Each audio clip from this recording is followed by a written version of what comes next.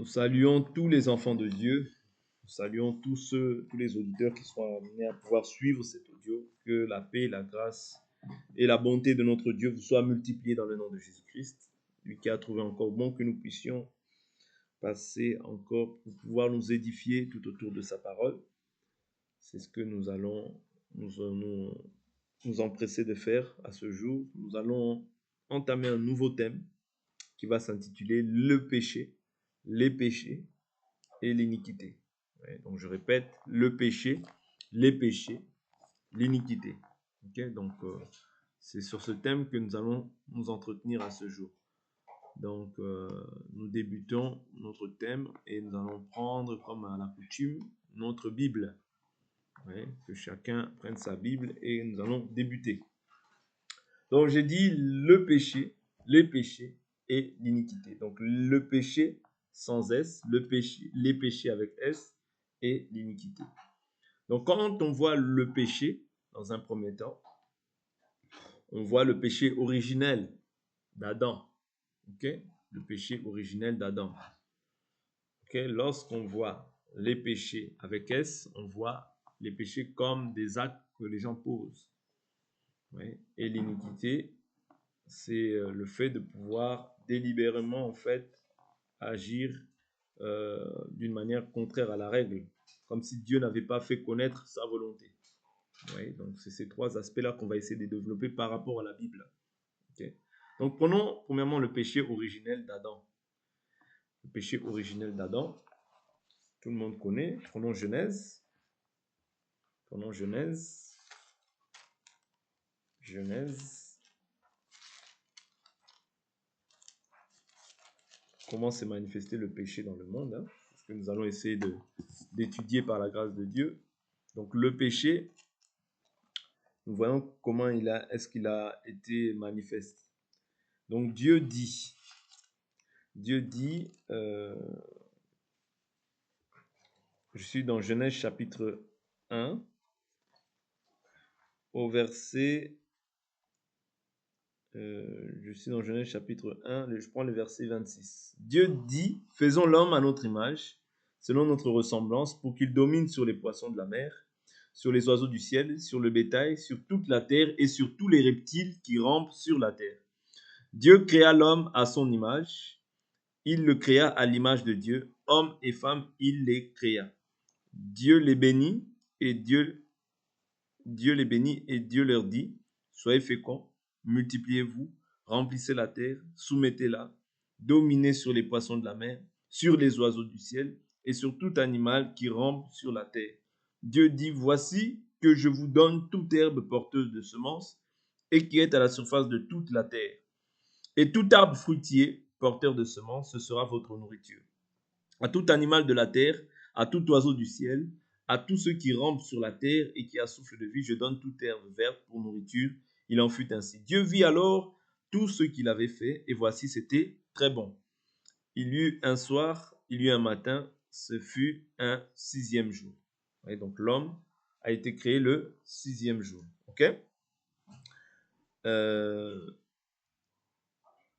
Je prends maintenant, je prends à partir du verset 16, Genèse 2, verset 16. L'Éternel Dieu donna ce commandement à l'homme. Donc le commandement, il le donne à qui? Il le donne à l'homme, il ne le donne pas à la femme. Ok? L'Éternel Dieu donna ce commandement à l'homme. Tu pourras manger de tous les arbres du jardin. Verset 16, Genèse 2, verset 16.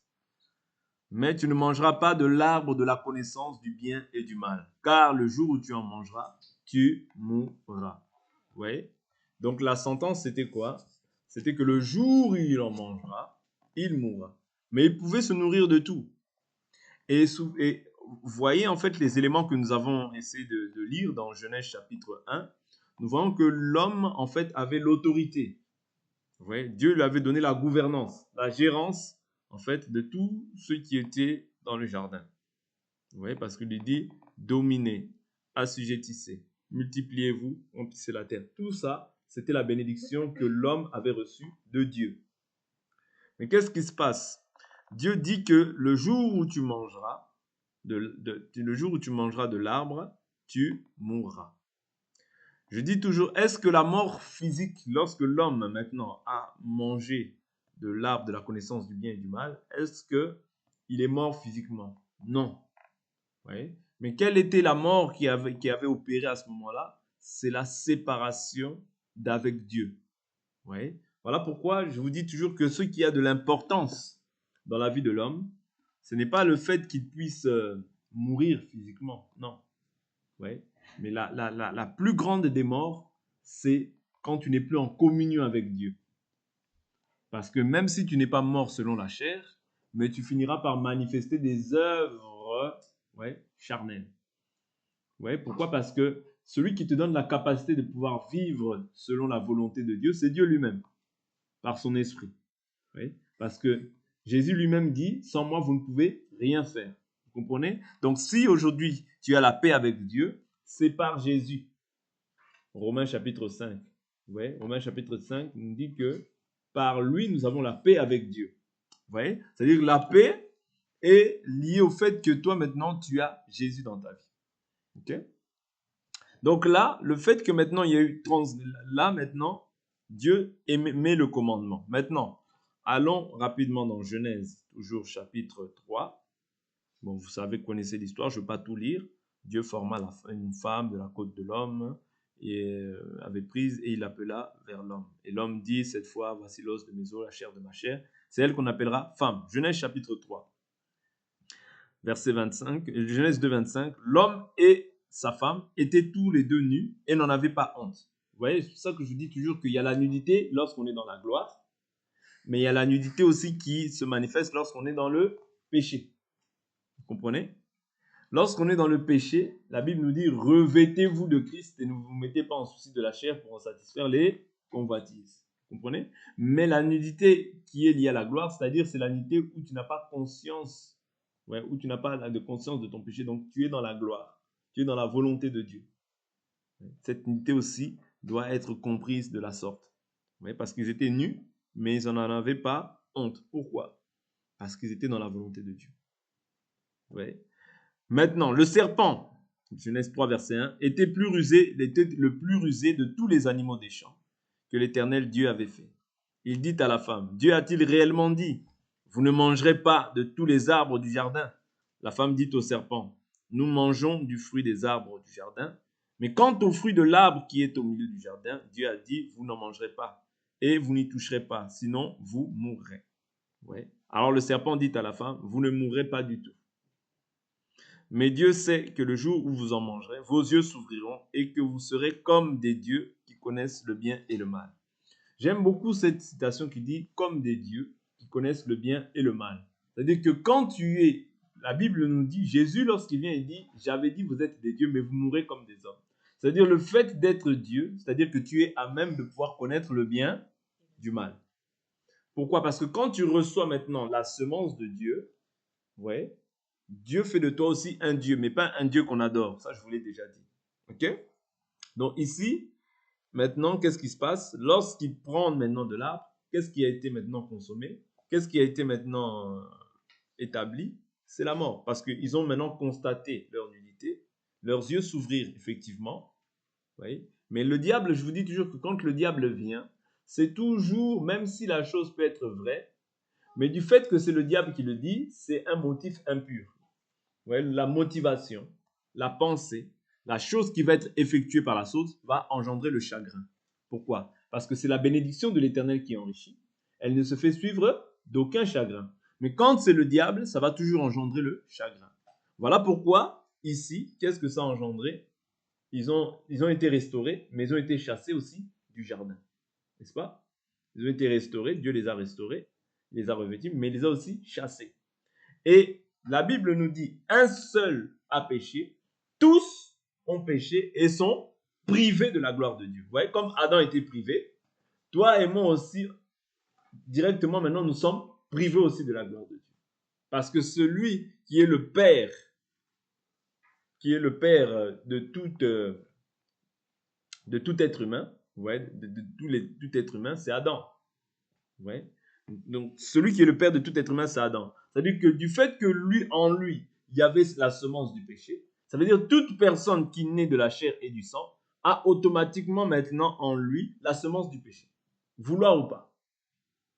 Voilà pourquoi la Bible nous dit dans Jean chapitre 1, dans le livre de Jean chapitre 1, là nous sommes sur le péché originel d'Adam. Ouais, le péché originel d'Adam. Je prends Jean chapitre 1. Jean chapitre 1, prenons le verset 11. L'Écriture nous dit, elle est venue chez les siens et les siens ne l'ont pas reçue. Mais à tous ceux qui l'ont reçue, elle a donné le pouvoir de devenir enfants de Dieu.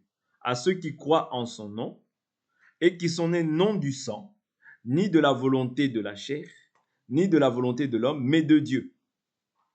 Vous voyez? C'est-à-dire que toute personne, vous voyez, qui vient au monde est naturellement née premièrement de la volonté de la chair. Vous voyez? De la volonté de la chair. Parce que là, au verset 13, il dit, et qui sont nés non du sang, ni de la volonté de la chair, ni de la volonté de l'homme, mais de Dieu. Vous voyez? Donc ça, c'est dans le cadre des enfants de Dieu. Mais il y en a tout être humain. Vous voyez? Sauf Jésus. Sauf Jésus, tout être humain est né, vous voyez, du sang et de la volonté de la chair. Vous voyez? Et de l'homme. Vous comprenez? Ces choses-là, c'est-à-dire on passe tous par ce moyen-là pour venir à la vie. C'est-à-dire par la volonté de l'homme, de la chair et du sang. Ça, c'est la naissance biologique. Tout homme qui biologiquement est né d'une famille est automatiquement pécheur. Même l'enfant qui n'a rien fait, vous voyez, qui n'a rien fait, mais qui vient au monde comme ça, il est pécheur. C'est-à-dire, il sort du ventre, il est pécheur. Vous comprenez? Il n'a fait ni bien ni mal encore, mais il est pécheur. Pourquoi? Parce qu'il est né de la volonté de la chair et du sang. Et comme je vous ai dit, un seul a péché, tous ont péché et sont privés de la gloire de Dieu. L'enfant est déjà dans le ventre, il est pécheur. Il sort du ventre, il est pécheur. Est-ce que vous comprenez? C'est très important à comprendre ça. Voilà pourquoi je parle d'abord du péché, le péché originel, qui a fait que tous les hommes, en fait, sont entrés dans si on peut dire ça, dans la malédiction. Ouais. Tout homme, ouais, est entré dans la malédiction. Pourquoi? Parce qu'un seul a péché. Tous ont péché. Ouais. Et sont privés de la gloire de Dieu. Est-ce que vous comprenez? Voilà pourquoi dans l'exhortation, ça je prends ça dans l'exhortation, fais gaffe aux actes que tu poses. Là j'ai pris ça dans le cadre, c'est un cadre universel parce que toute personne est née d'Adam. À cause du péché d'Adam, tout homme, ouais, tout homme a reçu la semence du péché. Mais toi aussi, qui es peut-être un jeune homme aujourd'hui, ou bien qui est peut-être une femme aujourd'hui, les actes que tu poses aujourd'hui peuvent avoir aussi des répercussions sur ta descendance. Vous comprenez?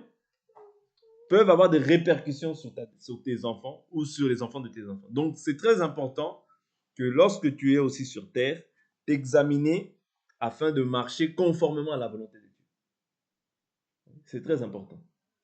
Donc, je continue la marche. Donc, ici, on voit le péché d'Adam. Voilà pourquoi je répète que pourquoi l'enfant, dès lors où il est né, il a péché. C'est parce que il est né de la chair et du sang. Voilà pourquoi Dieu, qu'est-ce qu'il fallait qu'il fasse? Il fallait que de même qu'il avait permis que l'homme puisse tomber, il fallait maintenant un moyen pour relever l'homme qui était tombé. Est-ce que vous comprenez? Il fallait maintenant un moyen pour relever l'homme qui était tombé. Il fallait aussi que ce soit un homme qui n'ait pas péché. Vous comprenez? C'est très important. Parce que le péché, vous voyez, a entraîné par un seul homme le péché entré dans le monde. Mais par un seul homme, vous voyez, la restauration, ou bien la loi qui donne la vie, vous voyez, est passée par Jésus-Christ. Prenons cette écriture-là dans le livre de Romains. Ouais. Retenez Jean chapitre 1, verset 12. qui dit « Et qui sont nés non de la volonté de la chair, ni de la volonté de l'homme, mais de Dieu. » C'est-à-dire qu'on est de la volonté de la chair, on est de l'homme et du sang. Oui, ça, c'est la naissance biologique. OK? Parce qu'il y a plusieurs types de naissance. Il y a la naissance, bon, on peut dire adamique, biologique, et la naissance d'en haut. Oui. Donc la naissance adamique, quand on parle de la naissance adamique, c'est parce qu'on est tous nés d'Adam. La naissance biologique, c'est parce que nous sommes nés de la chair et du sang, de deux personnes qui se sont unies et qui ont fait peut-être le programme d'avoir un enfant. Ça, c'est la naissance biologique. Mais la naissance d'en haut, c'est naître non pas de la chair ni du sang, mais c'est naître d'eau et d'esprit. C'est-à-dire la nouvelle naissance, c'est naître de Dieu. Oui. Quand tu acceptes Jésus-Christ, Jésus a dit, si tu ne nais d'eau et d'esprit, tu ne peux pas voir le royaume. C'est-à-dire, naître d'eau et d'esprit te donne l'accès en fait au royaume de Dieu. Oui. Donc, prenons Romains, chapitre 3, verset 23. Romains, chapitre 3, verset 23. Car il n'y a pas de distinction. Tous ont péché. Même l'enfant qui a 1 minute, il a péché. Même il a 1 seconde sur la terre, il a péché. Oui. Pourquoi? C'est le sang. Oui. Parce qu'il est né de la chair et du sang, donc il a péché. Tous ont péché et sont privés de la gloire de Dieu. Et ils sont gratuitement justifiés par sa grâce, par le moyen de la rédemption. La rédemption, c'est le rachat, qui est dans le Christ Jésus. C'est lui que Dieu a destiné comme moyen d'expiation. L'expiation, c'est le moyen par lequel on ôte. Ouais. On expie, on ôte la faute. Ouais. C'est lui que Dieu a destiné comme moyen d'expiation pour ceux qui auraient la foi en son sang, afin de montrer sa justice parce qu'il avait laissé impunis les péchés commis auparavant. Ouais. Donc, c'est par Jésus que Dieu veut justifier tous les hommes, que Dieu veut pardonner les péchés de tous les hommes. C'est par Jésus. C'est-à-dire que tant que toi, tu n'es pas en Jésus, il faut que tu saches une chose, c'est que tes péchés ne sont pas pardonnés. Ouais. Tant que tu n'es pas en Jésus, tu n'es pas pardonné. Et pour toi, tu ne verras pas la gloire de Dieu, mais tu verras la colère de Dieu demeurer sur toi. D'où l'importance d'être en Jésus. Quand nous sommes en Jésus, nous sommes pardonnés. Nous sommes justifiés, nous sommes déclarés justes. Pas par nos propres œuvres, mais parce que toi, tu as cru que Dieu a donné son Fils pour toi et pour moi, afin que nous puissions être pardonnés par lui. Parce que c'est par lui que Dieu ôte le péché. C'est-à-dire que si même tu t'efforces à être pieux à ta manière, tu fais de Dieu un menteur et pour Dieu, tu n'es pas pardonné. Vous comprenez? C'est-à-dire le péché originel, il faut le comprendre. C'est-à-dire que comme Adam a péché, toute personne née de la chair et du sang, ouais, a la semence du péché en lui. Vous comprenez? Toute personne qui est née de la chair et du sang a la semence du péché en lui. Mais maintenant, comment, en fait, cet acte-là, Dieu nous justifie aujourd'hui par le moyen de l'acceptation de l'évangile, par le moyen de la foi en Jésus-Christ. Oui. C'est alors que maintenant, Dieu ne te voit plus comme un pécheur. Pourquoi? Parce qu'il ne voit plus toi, parce que ce n'est plus toi qui vis, mais c'est Christ qui vit en toi. C'est-à-dire Dieu voit le Fils. Et à cause du Fils, maintenant, ton péché est pardonné. Vous comprenez? Celui qui a le Fils a la vie. Celui qui n'a pas le Fils n'a pas la vie. Voilà pourquoi il ne faut pas croire que c'est à cause de toi. Non, c'est à cause du Fils qui a porté tes péchés sur son corps. Et quand toi tu entres en lui, eh bien, directement Dieu maintenant te voit. C'est-à-dire Dieu nous voit au travers du Fils. Vous comprenez? Donc c'est très important de comprendre ces aspects-là pour que tu ne puisses pas t'enorgueillir. Ok? Donc, prenons encore des écritures qui vont nous aider.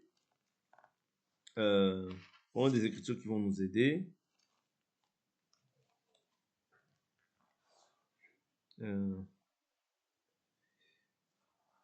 Je prends une écriture qui va nous aider.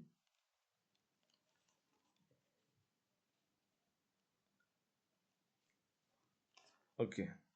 Je prends Romains 11, verset 32. L'Écriture nous dit, car Dieu a enfermé tous les hommes dans la désobéissance pour faire miséricorde à tous. Ouais. C'est important de comprendre ça. Dieu a enfermé tous les hommes dans la désobéissance. Pourquoi? Pour faire miséricorde à tous, mais par qui? Par le moyen de Jésus. Ouais. Je prends une autre écriture qui va nous aider. Romains chapitre 5. Romains chapitre 5. Je vais sauter, je ne vais pas lire tout. Romains chapitre 5, l'écriture verset 1, l'écriture nous dit, étant donc justifiés par la foi, nous avons la paix avec Dieu par notre Seigneur Jésus-Christ. Si tu n'as pas Jésus-Christ, tu n'as pas la paix avec Dieu. Est-ce que vous comprenez? C'est Jésus-Christ qui t'accorde la paix avec Dieu. Sans Jésus, tu n'as pas de paix. Ouais. C'est à lui que nous devons d'avoir eu par la foi accès à cette grâce dans laquelle nous demeurons fermes et nous nous glorifions dans l'espérance de la gloire de Dieu. Ouais. Donc c'est par lui que tu peux te glorifier. En dehors de lui, tu ne peux pas te glorifier. Verset 12. Je saute. Verset 12. L'Écriture nous dit, c'est pourquoi de même que par un seul homme, le péché est entré dans le monde. Par un seul homme, on voit Adam. Vous voyez? Parce que le péché n'était pas manifeste. Vous voyez? Sauf par le diable, parce que lui, il avait été déjà jeté sur la terre. Et par le péché, la mort. Et qu'ainsi la mort a passé sur tous les hommes. Vous voyez? La mort a passé sur tous les hommes. Le péché a entraîné quoi? La mort. Vous voyez? Le péché a entraîné la mort. Voilà pourquoi toute personne qui naît de la chair et du sang est d'office sous la loi du péché et de la mort. Est-ce que vous comprenez? Est d'office sous la loi du péché et de la mort. Pourquoi? Parce que, comme je vous dis, c'est l'origine. À l'origine, Adam a péché. Voilà pourquoi, qu'est-ce qui s'est passé? La sentence, c'était quoi? Le jour où tu mangeras, tu mourras. C'est-à-dire, la mort, maintenant, agit où? Dans les membres, dans la chair. Voilà pourquoi l'Écriture nous dit par la suite que Dieu a condamné le péché dans la chair. Afin que toi et moi, nous ne vivons pas selon la chair, mais selon l'esprit. Parce que si tu marches selon la chair, tu vas mourir comme Adam. Mais si tu marches par l'esprit, tu vivras. Vous comprenez? C'est-à-dire le péché, le salaire du péché, c'est la mort. Le salaire du péché au singulier. Pas des péchés, du péché. Voilà pourquoi quand tu pêches, il faut te repentir.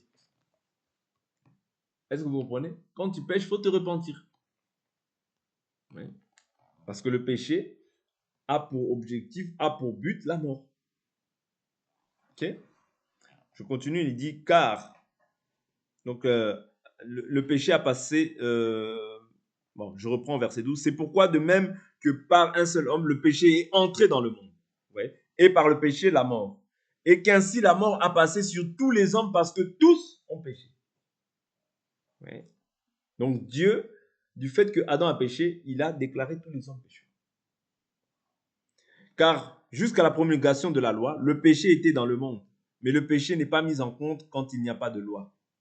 Cependant, la mort a régné depuis Adam jusqu'à Moïse, même sur ceux qui n'avaient pas péché, par une transgression semblable à celle d'Adam, lequel est la figure de celui qui devait venir. Oui. Mais il n'en est pas du don gratuit comme de la faute.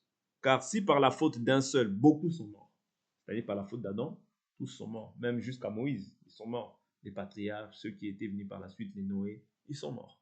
Même s'ils vivaient longtemps, des 500 ans, des 600 ans, des 700 ans, mais la finalité, c'est qu'ils sont morts. Et pourquoi ils sont morts? À cause du péché. Parce que c'est le péché qui a entraîné la mort. Vous voyez? Donc, il dit, car si par la faute d'un seul beaucoup sont morts, à plus forte raison la grâce de Dieu et le don qui vient de la grâce d'un seul homme, Jésus-Christ, ont-ils été abondamment répandus sur beaucoup. Il n'en va pas de ce don comme du péché d'un seul homme. Car le jugement après une seule faute, aboutit à la condamnation. Tandis que le don gratuit après de nombreuses fautes aboutit à la justification. Oui, la justification, c'est quoi? C'est-à-dire qu'aujourd'hui, toi, tu es déclaré juste. Mais ici, il nous dit quoi? Après de nombreuses fautes aboutit à la justification. Oui, tandis que le don gratuit. C'est-à-dire le don gratuit, en réalité, ce n'est pas toi. C'est Dieu qui te l'accorde. C'est un don qui t'accorde. Mais il nous dit que après de nombreuses fautes. Ça aboutit quoi? À la justification. Dans cette chair-là, tu peux manifester de nombreuses fautes. Mais ce n'est pas pour autant que Dieu te repousse. Parce que même si tu vois depuis le jour de ta conversion jusqu'à aujourd'hui, il y a beaucoup de péchés que tu as manifestés. Voilà pourquoi tu ne peux pas cesser de te repentir. Ouais, de te repentir des actions. Parce que tu bronches par moment. Ouais, par moment, tu poses des actes. Mais Dieu a toujours le regard sur toi. Parce que tu manifestes ce qu'on appelle les péchés. On viendra par la suite sur les péchés. Ouais, mais ici, on voit que la condamnation, ouais, donc Adam, à cause d'une seule transgression, la condamnation s'est étendue à tous. Mais là, il nous dit quoi? De même, par un seul acte de justice, la justification qui donne la vie. Ouais, c'est-à-dire la justification que nous avons reçue en Christ, c'est ça qui nous donne la vie. Ouais, ça nous donne la vie et il nous dit quoi? S'étend à tous les hommes. En effet, comme par la désobéissance d'un seul homme, beaucoup ont été rendus pécheurs, de même par l'obéissance d'un seul, beaucoup seront rendus justes. Or, la loi est intervenue pour que la faute soit amplifiée. Mais là où le péché s'est amplifié, la grâce a surabondé. Vous comprenez? L'œuvre de la grâce, c'est que là où le péché s'est amplifié, la grâce surabonde. Vous comprenez? Parce que Dieu sait de quoi il fait l'homme. Même si tu te disciplines, mais il y aura toujours des œuvres que tu peux manifester dans la chair. La grâce, c'est la source de salut pour tous les hommes. Elle nous enseigne à renoncer à l'impiété et au désir de ce monde. Mais la Bible nous dit nous branchons tous d'une manière ou d'une autre. C'est-à-dire que si, admettons, si Dieu avait établi la même loi, c'est-à-dire comme dans Adam, on serait déjà tous morts. On serait déjà tous éloignés du Seigneur. Vous comprenez? C'est-à-dire que voilà pourquoi il dit que de même par un seul acte de justice, la justification qui donne la vie s'étend à tous les hommes. Ouais, non, verset 18 dit ainsi donc, par une seule faute, la condamnation s'étend à tous les hommes. De même, par un seul acte de justice, la justification qui donne la vie s'étend à tous les hommes. Vous voyez? Donc, c'est important de comprendre que tu peux manifester plusieurs œuvres. Il peut arriver que tu bronches, il peut arriver que tu manifestes une œuvre dans la chair, mais il ne faut pas oublier que tu es déclaré juste à cause de Christ. Et tu dois te repentir lorsque tu manifestes une œuvre qui n'est pas à la gloire du Seigneur. Vous voyez? Donc, c'est important de ne pas oublier l'aspect repentance. Oui, parce que si nous sommes de Dieu, nous devons nous repentir. La Bible nous dit, si nous disons que nous n'avons pas de péché, nous nous séduisons nous-mêmes. La vérité n'est pas en nous. Mais si nous confessons nos péchés, il est fidèle et juste pour nous pardonner de tous nos péchés. Et le sang de Christ nous purifie de tout péché. Vous comprenez? C'est-à-dire le sang de Jésus est toujours là pour nous purifier de nos péchés. Vous comprenez? C'est très important. Parce que si ce n'est pas le sang qui nous purifie, je vous assure qu'on serait tous loin de Dieu. Mais il y a une différence entre les péchés qu'on manifeste et l'iniquité. Oui, c'est ce que nous allons voir par la suite. Je prends Romains chapitre 8 dans un premier temps.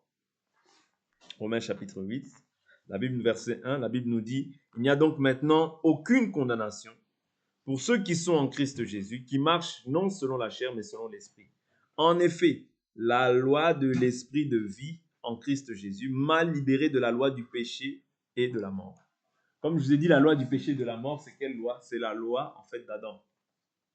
C'est la loi, en fait, qui a été, c'est-à-dire après la transgression d'Adam, ok?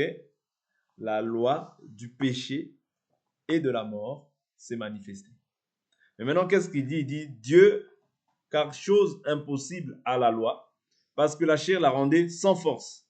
Dieu, en envoyant à cause du péché son propre fils dans une chair semblable à celle du péché, qu'est-ce qu'il a fait? Il a condamné le péché dans la chair. Oui. Dieu a condamné le péché dans la chair. Voilà pourquoi Jésus, à la croix, les péchés de l'humanité sont venus dans son corps. Dieu s'est retiré. Il a dit, Eli, Eli, lama sabachthani, qui veut dire, mon Dieu, mon Père, pourquoi m'as-tu abandonné?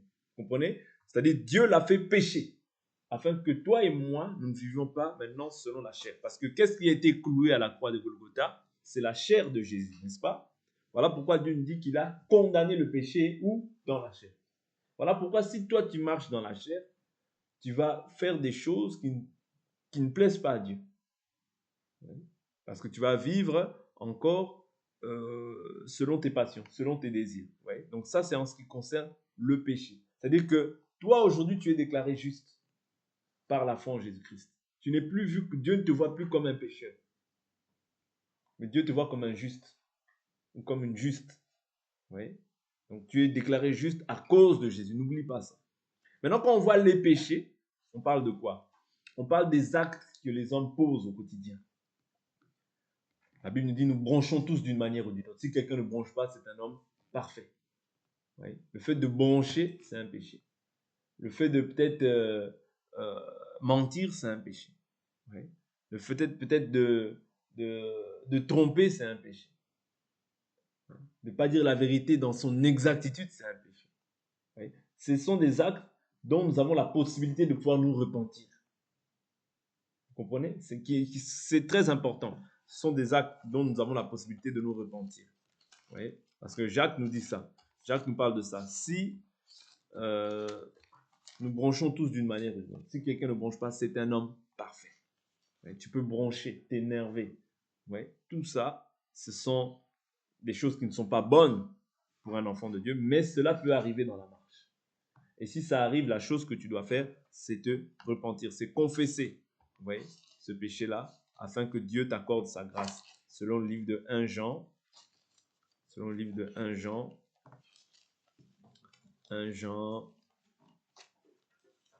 prenons au chapitre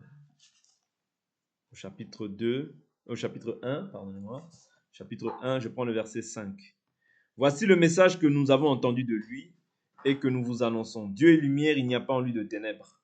Si nous disons que nous sommes en communion avec lui et que nous marchions dans les ténèbres, nous mentons et nous ne pratiquons pas la vérité. Oui. Mais si nous marchions dans la lumière, comme il est lui-même dans la lumière, nous sommes en communion les uns avec les autres et le sang de Jésus, son Fils, nous purifie de tout péché. Là, ça peut paraître bizarre cette écriture, parce que l'écriture nous dit Dieu est lumière. Et là, par la suite, il nous dit, mais si nous marchons dans la lumière, comme il est lui-même dans la lumière, nous sommes en communion les uns avec les autres, et le sang de Jésus, son Fils, nous purifie de tout péché. Cette écriture peut sembler comme si elle sort du contexte premier, mais non. En réalité, c'est que comme toi, tu es dans un corps de chair, il peut arriver que tu puisses manifester une œuvre dans la chair. Mais un enfant de Dieu ne pêche pas aussi de manière volontaire. Ouais, parce qu'il y a le péché aussi qu'on commet volontairement. Et il y a le péché qu'on commet aussi involontairement. Ouais. C'est-à-dire que s'il est arrivé que tu as commis un péché, ouais, le sang de Jésus-Christ est toujours disponible pour pouvoir te purifier de ton péché. Est-ce que vous comprenez? Mais lorsque maintenant tu pêches volontairement, délibérément, ouais, là il n'y a plus de pardon pour le péché. Mais une attente terrifiante du jugement, prêt à dévorer qui? Les rebelles. Est-ce que vous comprenez la différence? C'est ça, c'est-à-dire que ici, la Bible nous dit que le sang de Jésus-Christ nous purifie. Même pour autant, nous marchons dans la lumière. Mais comment se fait-il que je suis dans la lumière, mais qu'il y ait encore des œuvres de la chair? Parce que la Bible est claire. Tant que nous sommes dans cette chair, nous sommes éloignés du Seigneur. Oui. Tant que nous sommes dans cette chair, nous sommes éloignés du Seigneur. C'est-à-dire que tant que nous n'avons pas revêtu un corps de gloire, le corps spirituel, vous voyez, nous serons toujours, en fait, il y aura toujours, bon, c'est pas ce que je désire, donc nous devons nous efforcer à traiter durement cette chair, à la maintenir assujettie, mais nous pouvons aussi être aussi à même de pouvoir manifester des œuvres qui ne sont pas la gloire de Dieu. Broncher, ouais, dire des choses, mais pas exactement. Tu peux dire, bon, j'arrive dans 1 minute, mais finalement, tu arrives dans 2-3 minutes. C'est un mensonge. Ouais, mais dans ton fort intérieur, peut-être que toi, tu étais persuadé que tu arrivé dans 1 minute. Vous comprenez? Donc, il y a des choses comme ça, ouais, dont on doit se repentir. Des fois, tu peux pécher dans ta pensée aussi. Ouais, voilà pourquoi nous avons partagé les souillures de l'esprit de la chair. C'est-à-dire que dans ta pensée, tu peux être souillé.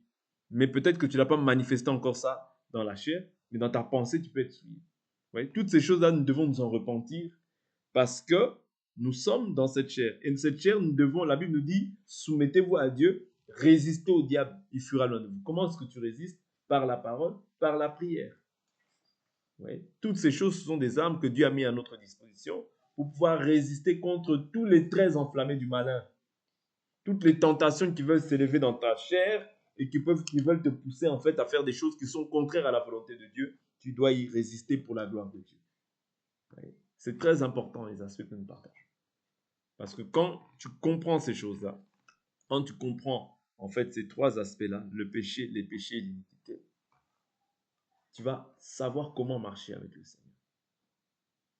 Parce que le péché, ne voyons pas ça aussi comme un passe-droit. Bon, comme l'Écriture nous dit que de toute manière le sang de Jésus-Christ nous purifie. Non, faites attention. La parole là que nous prêchons, c'est une épée aussi à double tranchant. Elle a la capacité de séparer moelle et jointure. Mais cette parole-là, vous voyez, si maintenant tu foules la grâce de Dieu, ce n'est plus une grâce, mais ça devient maintenant un jugement pour toi. Vous comprenez? Donc on poursuivra cette marche, cet enseignement demain. Pour aujourd'hui, on va s'arrêter là. On va s'arrêter là.